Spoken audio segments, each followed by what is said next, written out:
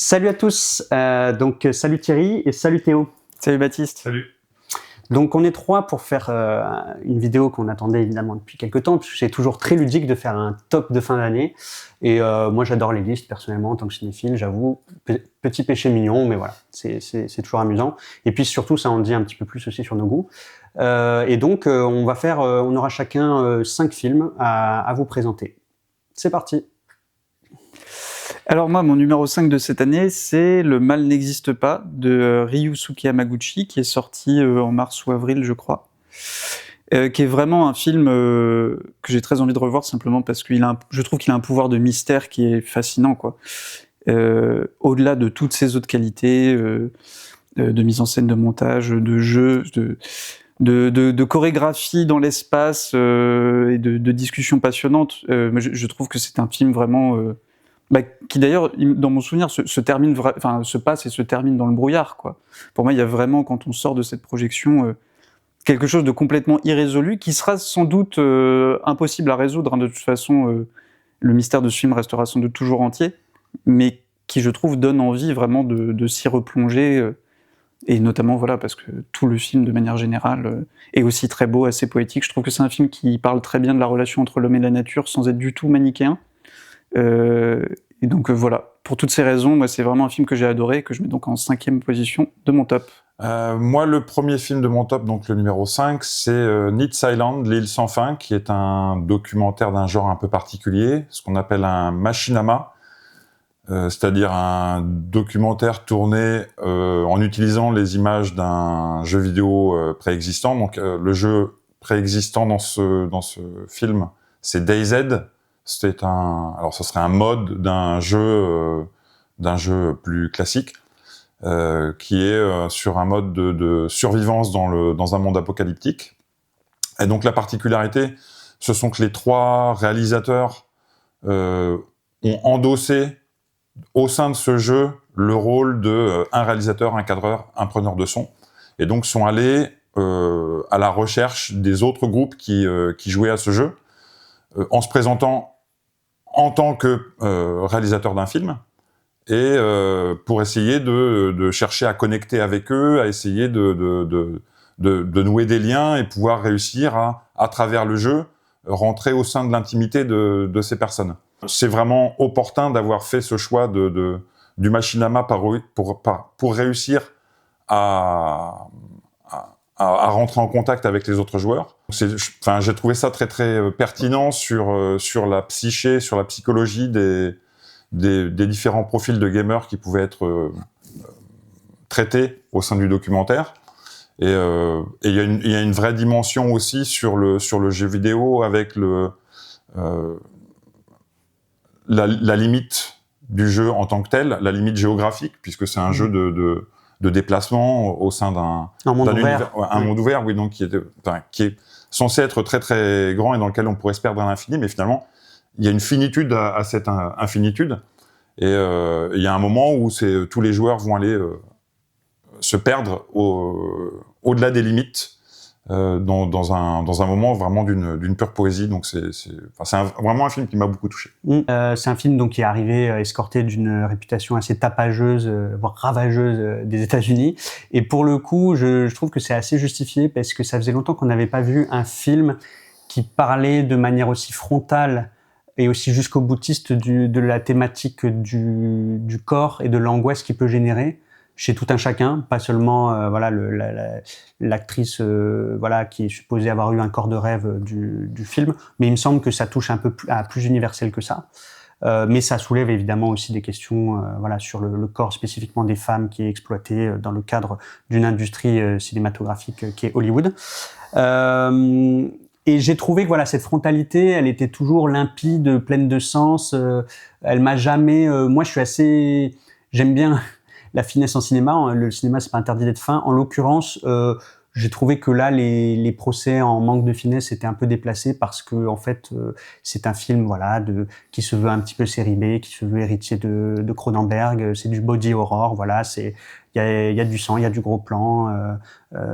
C'est un peu presque dans le cahier des charges, j'ai envie de dire. Mais en l'occurrence, elle le fait avec beaucoup d'intelligence, Coralie Farja. Je pense que c'est une réalisatrice qu'il faut suivre. Et elle a le bon goût, je trouve, de terminer sur un dernier acte assez grotesque qui convient complètement au ton du film et qui fait aussi dire attention, voilà, ça reste un film horrifique de série B et je ne me prends pas non plus trop au sérieux.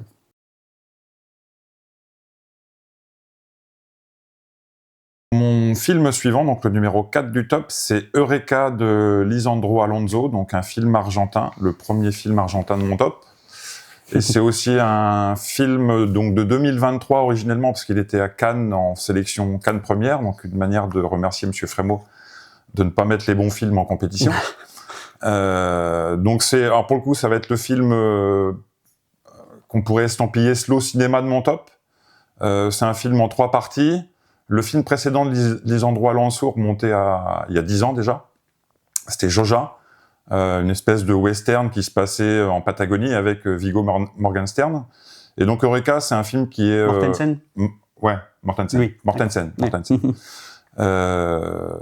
C'est un film qui est on va dire, scindé en 3 parties. Une première partie qui est fin 19e siècle, un western noir et blanc avec de nouveau Viggo et Chiara Mastroianni, étonnamment. Et puis après, un film avec 2 ruptures radicales parce qu'on se retrouve dans des temporalités et dans des lieux géographiques qui sont radicalement différents. Donc la deuxième partie, c'est dans une réserve indienne. On va suivre une policière qui est en vadrouille de nuit. Le rythme du film se fait de plus en plus lent. Et la troisième partie, elle, se passe dans la jungle sud-américaine, on peut imaginer brésilienne. Au départ, on ne sait pas trop à quelle époque ça se situe. Après, il y a des éléments du contemporain qui interviennent et donc qui nous montrent qu'on est quand même plus proche de notre temporalité à nous. Et ce qui se dessine au travers de ce film assez long, qui fait 2h20, c'est l'absentéisation des populations originelles américaines, en fait. Et le film a beaucoup d'intelligence, justement, dans cette manière d'invisibiliser progressivement les populations originelles, puisque justement, il ne montre pas le moment de l'invisibilisation. Donc il y a tous les moments où il y a des personnes généralement autochtones qui vont finir par disparaître du film, disparaître sans laisser de traces, et le pendant à cela, c'est et ce qui semble être l'une des issues de sortie qui est proposée par Alonso dans son film, c'est de proposer à ces populations originelles de retourner à leur propre croyance originelle pour se retrouver avec elles-mêmes et reconstituer un sens global à leur présence sur ce territoire. Donc moi, mon numéro 4, c'est le mal n'existe pas aussi de Hamaguchi. Qu'est-ce que c'est que ce film? C'est un film qui, à mon avis, en tout cas pour moi, a pâti de sa fin que je continue à trouver un petit peu bâclée et qui est mal amené sur tout, il me semble. Mais au final, au fil du temps, ça a un peu été comme une patte qui a levé dans mon esprit et j'ai quand même pas mal repensé au film durant l'année. Plus que par exemple un film comme Dune 2 qu'à un moment donné j'avais envisagé de mettre dans mon top et qui était bien situé quand je l'avais juste après être sorti de la salle et en fait j'ai complètement oublié, j'ai vraiment pas du tout envie de le revoir. Le mal n'existe pas, je pourrais tout à fait m'imaginer le revoir par exemple demain. En fait c'est un film qui présente l'interaction de 2 milieux complètement différents, des ruraux qui sont un peu en fait des néo-ruraux. Il y a une petite nuance qui est apportée quand même. C'est pas des gens qui sont là depuis toute leur vie, ils se sont installés, mais des ruraux quand même et des citadins qui essayent de grignoter la part sauvage de la nature au profit du profit justement. Donc du glamping, un concept glamour du camping. Rien qu'en le disant, on rigole et ça fait partie des... Non, je pensais que c'était une invention d'Hamaguchi, mais il s'avère que ça existe véritablement. C'était oui. terrible. Et en fait, il le fait de manière patiente et précise et c'est un qualificatif qui pourrait caractériser son cinéma. Et en l'occurrence, je trouve qu'il caractérise, il montre bien les tensions qui animent les deux camps l'un contre l'autre, mais aussi même à l'intérieur de chaque camp. Donc c'est pas manichéen non plus. Et puis moi, ce que j'aime toujours aussi, c'est des films qui donnent la parole à tout le monde, et c'est vraiment le cas avec ce film-là où on a des séquences très intéressantes, notamment de réunions de travail entre le PDG de la firme qui est on ne sait où en voyage par webcam et ses salariés qui eux vont avoir un petit peu plus de scrupules et vont se poser des questions petit à petit. Alors là, on rentre dans le moment du top où il n'y a plus que des films dont on a déjà parlé dans le canapé Potemkin. Donc oui. C'est sincère, c'est pas du corporatisme, mais donc au cas où je vous renvoie aux avis qu'on a pu développer plus longuement. Là, il s'agit de Miséricorde de Alain Guiraudy. Qui est peut-être... Alors, je pense que ça va faire très bizarre pour les gens qui ne sont pas sensibles du tout à ce genre de film, mais moi, c'est peut-être un des films qui m'a fait le plus rire de l'année. Et surtout, je trouve que ce qui est assez fabuleux, c'est que le film évolue sur une ligne de crête entre genres, notamment la comédie, le thriller, le film noir, le film d'enquête, plutôt. Et que tout ça évolue au fil du film, c'est-à-dire que c'est pas du tout... le film n'est pas un bloc, c'est-à-dire que je pense qu'on pourrait vraiment le scinder en plusieurs parties. C'est vraiment un film évolutif, et je trouve que cette évolution se fait vraiment dans une fluidité et dans une cohérence qui est assez... que je trouve vraiment très appréciable pour un film qui est narratif comme celui-là, et par ailleurs... comme je le disais un peu pour Le mal n'existe pas, mais je pense que c'est valable en fait à peu près pour tous les films qu'on aime beaucoup, c'est que c'est un film qui a l'air un peu inépuisable, quoi. J'ai l'impression que je pourrais le voir 2 fois, 3 fois, 5 fois, et qu'en fait c'est un film dont je n'aurais toujours pas résolu le mystère. Et ça, c'est quand même vraiment quelque chose, je pense, qui fait qu'on repense au film au fil du temps. Exactement ce que tu disais là pour Le mal n'existe pas. Je pense que les films, on y pense plus très rapidement quand ils sont limpides et qu'en fait un réalisateur ou une réalisatrice nous a asséné un message face auquel en fait on n'a qu'un rôle de récepteur, quoi. Je pense que les films qu'on aime, on y repense aussi parce que on a la place, nous, de se raconter un peu des histoires qui débordent de l'heure et demie ou des 2 heures qu'on a vues sur la toile. Et Miséricorde, pour moi, fait complètement partie de ce genre de film, quoi. Un peu inépuisable au premier visionnage et sans doute inépuisable quel que soit le nombre de visionnages. Alors moi, mon 3, c'est Septembre sans attendre de Jonas Trueba, qui est un cinéaste qui commence à bien s'installer, mais moi, jusque-là, j'avoue que j'arrivais pas à la gripper dans le bon sens. Je trouvais que c'était toujours des films intéressants, mais jamais de quoi le mettre dans mon top de fin d'année. Et pour moi, celui-ci, c'est son meilleur film. En fait, dans sa façon dans cette étude tout en variation d'un couple en fait qui décide d'organiser une soirée pour annoncer sa séparation, ou en tout cas pour célébrer sa séparation. Et effectivement, on a un jeu d'explications répétées de scène en scène à des personnages et des protagonistes différents.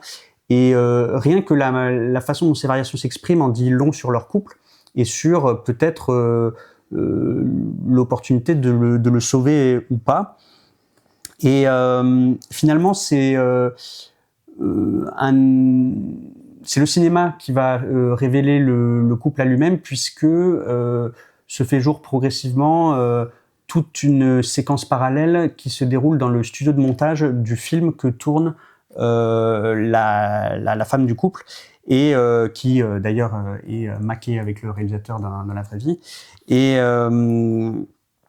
Et donc c'est ce film et le montage qu'elle fait, c'est un peu la clé de lecture progressive de leur couple, et qui va participer un peu à comment ils réfléchissent sur la fin de leur relation, si elle a lieu, si elle doit avoir lieu.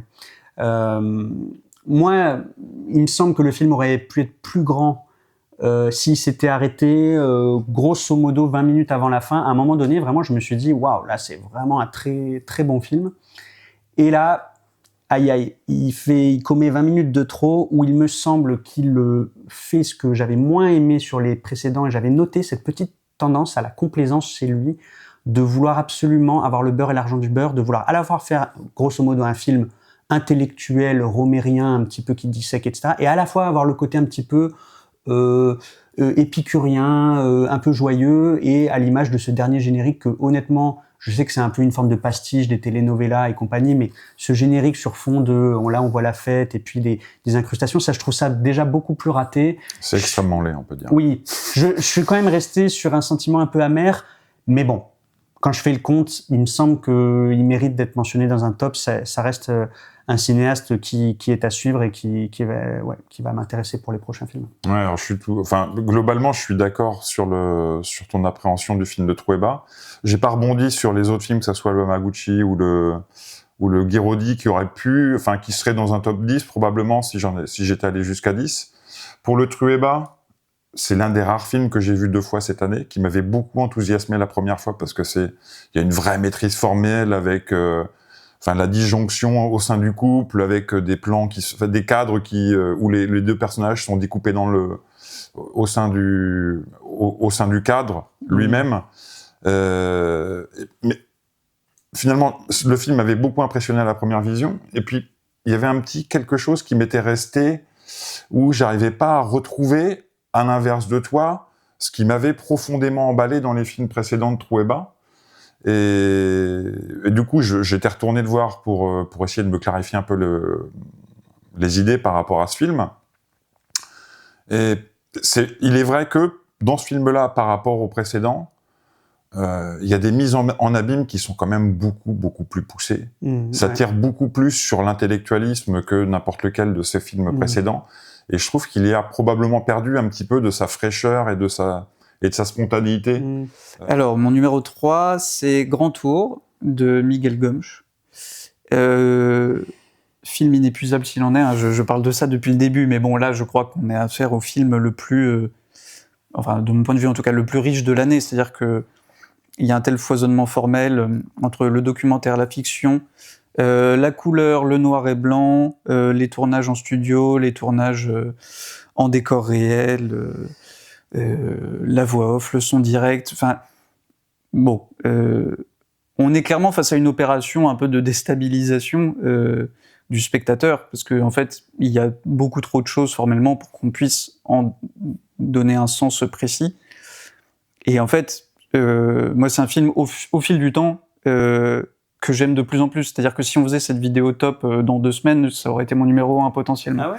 C'est-à-dire que plus j'y pense, plus ça me plonge dans des gouffres vraiment de réflexion, mais de belles réflexions. C'est-à-dire que je pense que comme le film est matiné quand même d'une forme de poésie, alors c'est un peu un mot qui veut tout et rien dire, mais pour le qualifier plus précisément, on va dire de douceur et de tendresse, je pense pas du tout que ça soit une complexité aride. Alors après, encore une fois, c'est mon point de vue, hein. Je pense qu'il y a potentiellement beaucoup de spectateurs qui ont trouvé ce film très très aride.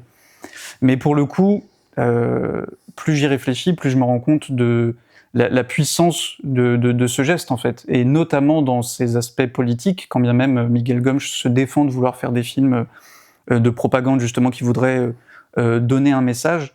Je pense que lui, sa politique, et notamment sur le sujet colonial et néocolonial, ça passe beaucoup par la forme et par des subversions de la forme, qui du coup n'ont peut-être pas autant de puissance immédiate qu'un discours qui dirait explicitement les choses, mais qui laisse entrevoir en fait ce que c'est que de sortir de sa propre culture. C'est-à-dire que nous, occidentaux, on baigne dans la culture occidentale.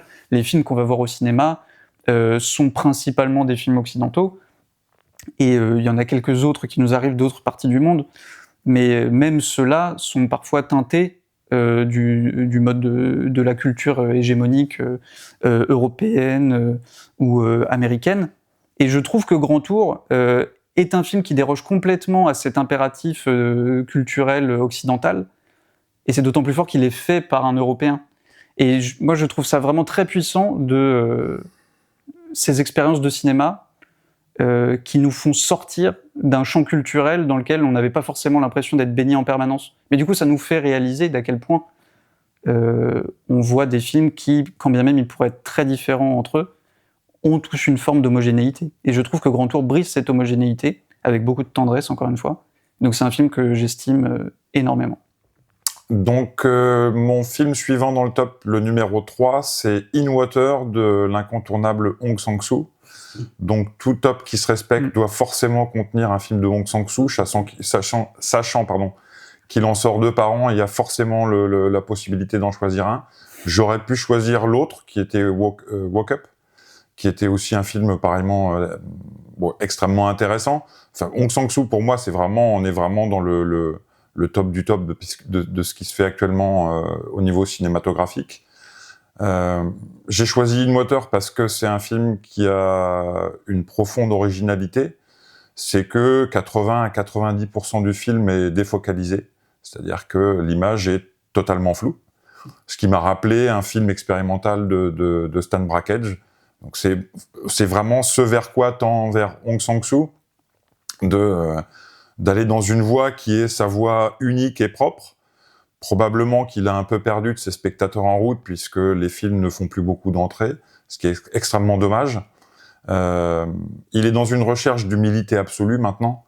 Alors le précédent qui est sorti, qui est en fait le suivant dans sa filmographie, c'est un peu la problématique de sortir beaucoup de films, c'est qu'ils sortent même pas dans l'ordre dans lesquels ils sont faits, sera encore plus dénué, et heureusement un peu plus enjoué que celui-ci.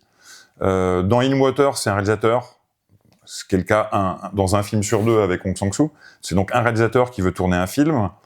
En fait, il n'est pas vraiment convaincu par le scénario qu'il est en train d'écrire.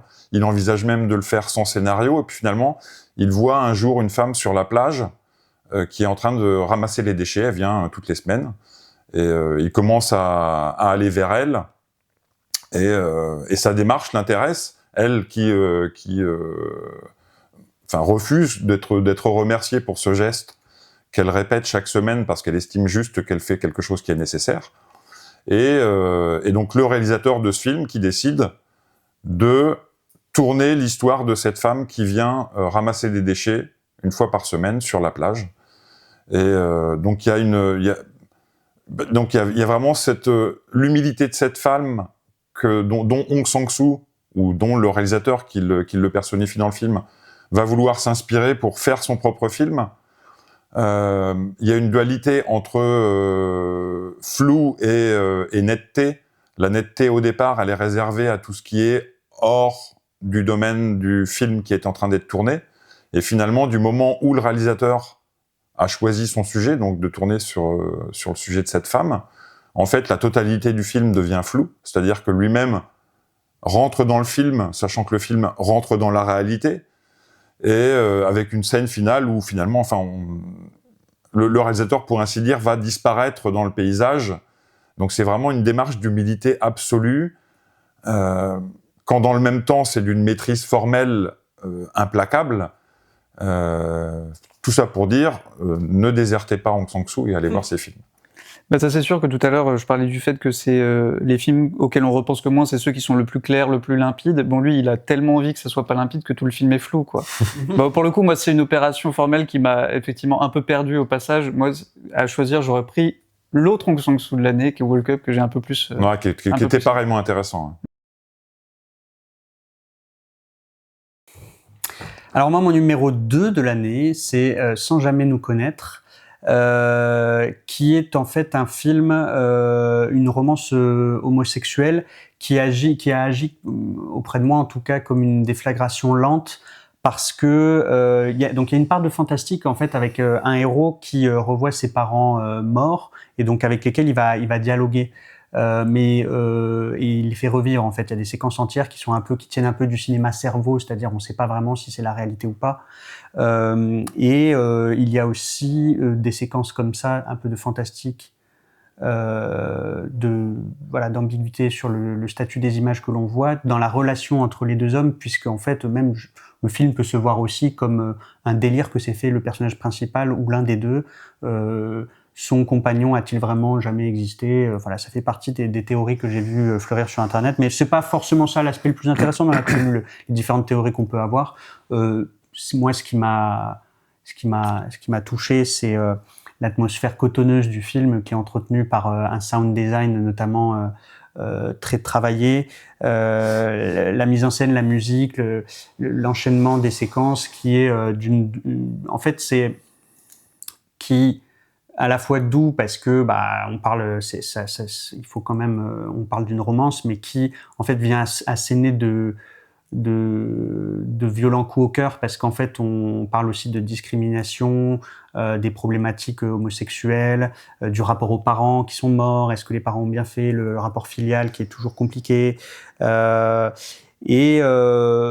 film se prive aussi pas d'être tout simplement une romance entre deux personnes et pas juste d'être une romance homosexuelle, même si évidemment il parle aussi de ce qu'est être homosexuel dans la société actuelle.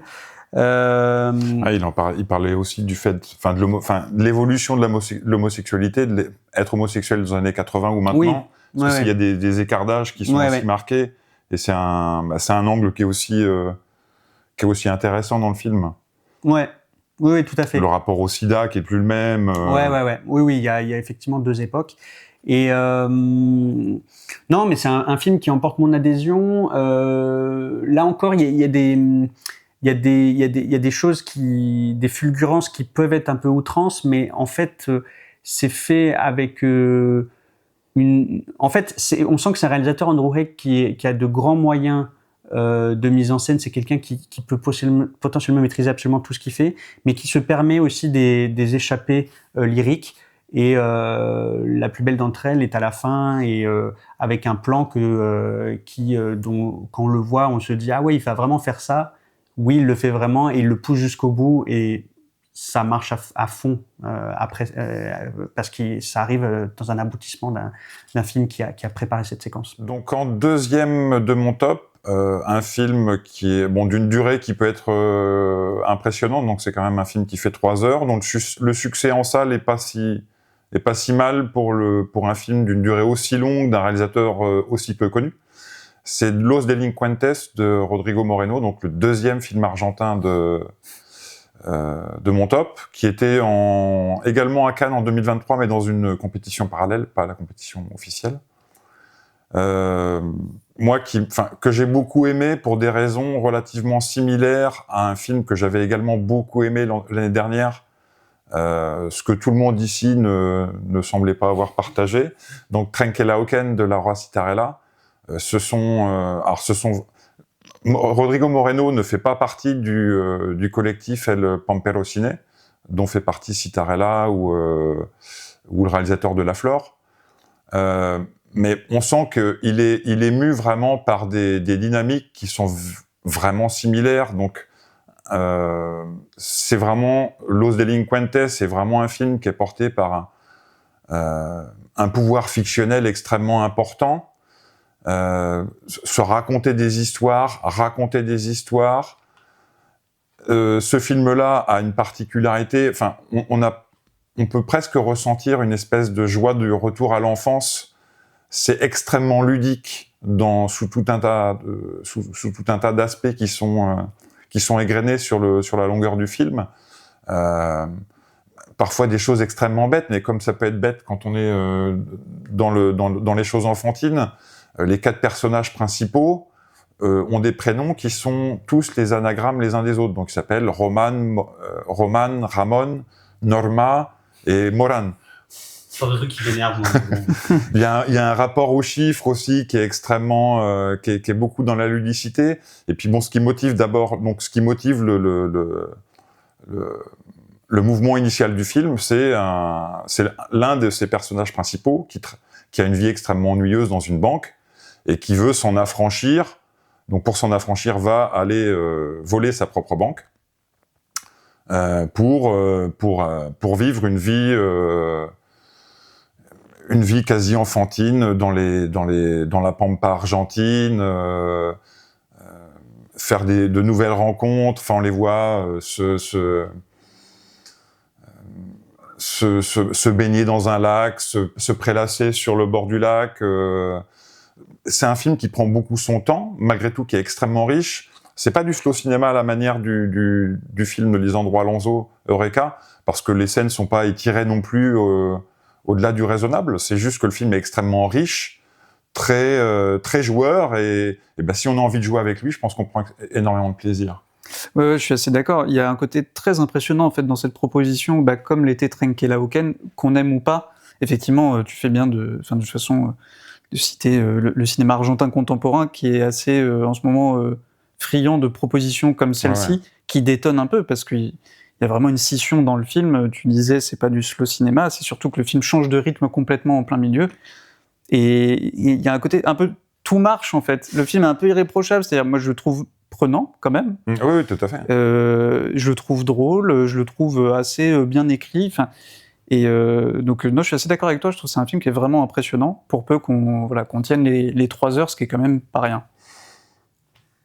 Le numéro 2 de mon top, c'est Dahomey de Mati Diop, qui a été vraiment une immense surprise pour moi, parce que je savais pas trop à quoi m'attendre, et puis parce que le film aussi est très surprenant.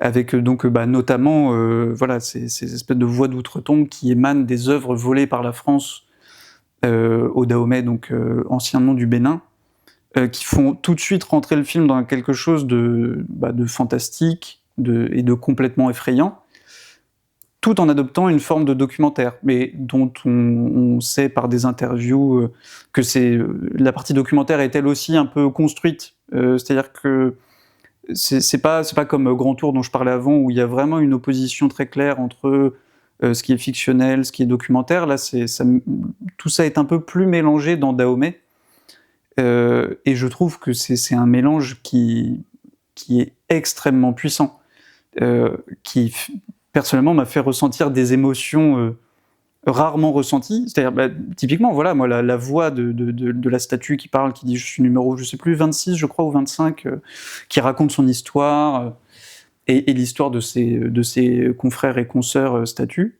ou œuvres d'art. Très honnêtement, moi, cette voix d'outre-tombe, elle m'a franchement fait flipper, quoi. Alors que, rien n'est fait pour que ça soit terrifiant. Enfin, c'est une voix off de statue. Mais dans cet environnement tellement fantastique, tellement imprévu, en fait, moi, j'ai retrouvé ce que j'avais déjà aimé à l'époque dans Atlantique, qui est hyper déstabilisant, en fait. Et je trouve que cette déstabilisation permet de produire justement des émotions plus fortes avec moins. Et c'est aussi pour ça que j'aime le film. C'est un film qui est en fait assez sobre, assez humble. Assez court. Assez court. 1h10. Ouais, et malgré ça, malgré cette sobriété, je trouve que c'est un film qui développe beaucoup de choses très très puissantes, quoi. Donc voilà, pour toutes ces raisons, numéro 2 de mon top. Ouais, un bon choix, j'aurais pu aussi le mettre. Il y a aussi une phase assez documentaire, que tu as évoqué, mais effectivement, le mariage entre le documentaire et l'autre partie un peu plus fantastique, je trouve que c'était très pertinent. Ouais. Et donc, pour terminer le top en 1, donc j'étais à 3 heures sur le deuxième, passons à 3h30 pour le troisième, qui est la première partie d'un documentaire en triptyque de Wang Bing. Donc, on va dire que Wang Bing, c'est un peu à l'instar de Hong Sang-soo, l'une des Formule 1 de la cinématographie actuelle. C'est l'un des... Je sais pas si je dirais ça, mais... l'un des plus grands documentaristes actuels qui a pour spécificité de quasiment voler ses images en Chine, parce qu'il nous montre à voir ce que l'on pourrait voir autrement que par son regard. Et qui je mettrais un peu un parallèle dans sa manière de procéder avec Frederick Wiseman, c'est-à-dire qu'il prend le temps de l'immersion dans le milieu qu'il souhaite capter, de manière à, pour ainsi dire, disparaître, ce qui lui permet vraiment de capter des moments de pure vérité. Donc le film s'appelle Jeunesse, le printemps, sachant que sortiront l'année prochaine, les deux volumes suivants de cette trilogie. Au total, on sera au-delà des 10 heures. C'est tourné dans une ville qui est réputée pour ses ateliers de confection, confection du vêtement. Et donc on suit la jeunesse. Donc ce sont des jeunes qui viennent de la campagne pour travailler sur une saison de 3-4 mois. Et donc on les voit, mais qui sont vraiment, du coup, qui vivent dans des dortoirs, Le film est rythmé par leur vie de travail, qui commence très tôt, qui se termine très tard. Ils travaillent jusqu'à 22h, 23h. Des négociations salariales qui n'en finissent pas. Ils sont payés à la pièce de vêtements qu'ils vont produire. Donc forcément, les quelques centimes qu'ils vont réussir à gratter sur une pièce, sachant qu'ils vont en produire des milliers, ça fait un chiffrage extrêmement différent sur l'argent qu'ils vont réussir à récolter à la fin. Mais on voit aussi les à côté, les amours naissants, les sorties quand il y a le temps de faire des sorties. Et puis bon, il y a toute la richesse du cinéma de Wang Bing. Ce sont des moments de vérité qui nous percutent. On a vraiment l'impression de voir quelque chose que l'on ne pourrait voir nulle part ailleurs. Ça dure 3h30, donc ça peut sembler vraiment extrêmement rebutant. Personnellement, je n'ai pas senti le temps du tout passer dans ce film. Et ma plus grosse impatience pour l'année à venir, ce seront les volumes 2 et 3 de cette trilogie. Mon numéro 1 de l'année, c'est The Substance de Coralie Farja, donc qui peut être un choix un peu paradoxal par rapport à tout ce que j'ai dit précédemment sur les films inépuisables qui laissent de la marge de manœuvre au spectateur et qui laissent du mystère, puisque bon, celui-ci pour le coup, c'est un film alors qui est très riche, mais qui est peut-être le moins vaste des films de mon top. C'est-à-dire qu'on a quand même clairement la production d'un discours assez clair, ce que tu disais tout à l'heure sur l'utilisation du corps, et particulièrement du corps des femmes par l'industrie hollywoodienne. Mais pour autant, moi, ça reste voilà, mon film préféré de l'année, parce qu'il y a eu un plaisir très premier degré, en fait, devant les excès de ce film. Et moi, je suis très heureux que ça aille de plus en plus loin dans l'extrême, dans le grotesque. Justement parce que si le film, au fur et à mesure, était revenu finalement voilà, quelque chose de plus doux, de plus calme, en fait, je pense que ça aurait été très frustrant. C'est-à-dire, vu ce que le film construit au fur et à mesure, qui est quand même une tension assez difficile à contenir, s'il n'y avait pas une explosion finale, mais qui allait au bout du grotesque, alors même qu'on avait l'impression que tout le reste du film était déjà jusqu'au boutiste, je pense que ça aurait laissé tout le monde sur sa faim. Là, à mon avis, ça va laisser des gens sur le carreau, parce que c'est un film qui est sans doute très clivant, ne serait-ce que pour sa violence. Mais je pense que du coup, ça satisfait aussi une grande partie du public, dont je fais partie. Parce que, tout simplement, c'est vraiment plaisant de voir des films comme ça, qu'on qualifie plus trop ainsi, parce que ça n'a aucune réalité dans notre monde, mais qu'on qualifie avant de série B, quoi. Parce que mine de rien, notre imaginaire de cinéphile, il est fait de films comme ça, et il est fait d'histoires comme ça, de films des années 60, 70, 80, qui ont été un peu déconsidérés par la critique à leur époque, parce que trop grotesques, trop grossiers, trop violents, avec trop de sang, etc., et qui ont fini par être revus par les cinéphiles et devenir des œuvres cultes qui peuplent notre imaginaire. C'est un peu différent pour The Substance, parce qu'il a quand même eu le prix du scénario à Cannes. Il n'a pas eu des critiques que dithyrambiques, mais toute la critique n'était pas vent debout contre, donc c'est pas non plus un film qui est complètement décrédibilisé au moment de sa sortie, hein, c'est pour ça qu'il faut nuancer un peu quand même. Mais je trouve ça quand même extrêmement plaisant de voir des films aussi qui nous sortent un peu de notre routine cinéphilique, et qui pour moi marquent un peu des jalons d'histoire quand même, comme ça, dans le cinéma de genre. Moi je pense que c'est un film qui fera date, et devant lequel j'ai pris énormément de plaisir, quand bien même ça serait malsain de prendre du plaisir devant ce film-là, je le reconnais complètement. Mais donc voilà, moi ça reste quand même le film que j'ai préféré voir cette année. Et pour rebondir, donc il est dans vos deux tops.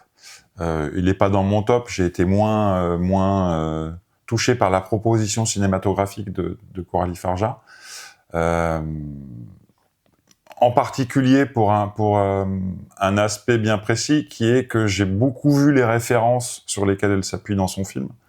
Donc entre du Brésil de Terry Gilliam et son utilisation du grand angle, un rapport au corps qui rappelle nécessairement beaucoup ce qui a pu déjà être vu dans le cinéma de Cronenberg, et en particulier sur la phase finale de The Substance, une espèce de mix entre Carrie au bal du diable et Phantom of the Paradise de Brian De Palma. Donc j'ai été j'ai un peu tiqué sur le fait que les références soient aussi visibles, ce qui m'a fait un peu douter de l'originalité du film de Farja en tant que tel. On tient peut-être là aussi une des clés de pourquoi j'aime autant ce film. Tu vois, Carré au bal du diable et Phantom of the Paradise font partie de mes films préférés de tous les temps. Donc il y a aussi un côté très subjectif dans l'appréciation des emprunts qui sont faits. Mais c'est quelque chose que j'entends beaucoup. La critique que tu formules, je la trouve à la fois juste et en même temps, je pense qu'il faut faire attention avec ce genre d'arguments quand ils sont utilisés pour décrédibiliser un film. Bon, tout d'abord parce que déjà c'est un argument très très cinéphile. C'est-à-dire qu'en gros, c'est un type de réflexion qui serait inaccessible à quelqu'un qui ne serait pas une encyclopédie du cinéma. Et par ailleurs, autant dans certains films, c'est complètement insupportable de voir des citations permanentes et surtout qui sont pompées telles quelles sans aucune originalité. Autant dans ce film-là, je pense qu'on peut quand même faire le crédit à Coralie Farja d'avoir réussi, tout en citant, à quand même faire des mélanges, des mix, et à créer quelque chose de nouveau. C'est-à-dire que la fin de The Substance, c'est pas la fin de Carré au bal du diable, c'est pas non plus la fin de Phantom of the Paradise, c'est la fin d'un film nouveau, quoi. C'est vraiment quelque chose de neuf, je trouve. Quand bien même, voilà, elle prend des inspirations très explicites, mais comme peut le faire Tarantino, en fait. La création, de toute façon, c'est toujours des choses c'est quelque chose qui se fait par inspiration, qu'on veuille le reconnaître ou non. Donc, dans ce film-là, c'est particulièrement explicite. Pour moi, je trouve pas que ça soit disqualifiant parce que, voilà, ça crée quand même vraiment une nouvelle œuvre avec ses singularités propres. Donc je maintiens mon top 1. Alors moi, mon film préféré de l'année, c'est À son image de Thierry de Peretti, qui était en fait une découverte, puisqu'en fait, je connaissais pas ce cinéaste jusque-là. Je sais pourquoi, franchement, je ne sais pas. Mais en tout cas, j'en suis très content. En fait, ça a été un petit peu une évidence pour moi, pas tant au niveau du sujet, donc qui est l'indépendantisme corse, que de la manière de le raconter. C'est-à-dire qu'en fait, il choisit donc un personnage de femme, Antonina de mémoire ou Antona, qui est une photographe en fait qui se pose des questions en fait sur la manière de documenter l'histoire de son île et de son rapport contrarié avec l'État français, avec aussi une parenthèse dans un autre pays, donc pour aussi montrer le côté un petit peu universel de ce questionnement par rapport au conflit et à la guerre, à la violence. Et donc ces questionnements-là sont en soi très bien décortiqués par le film.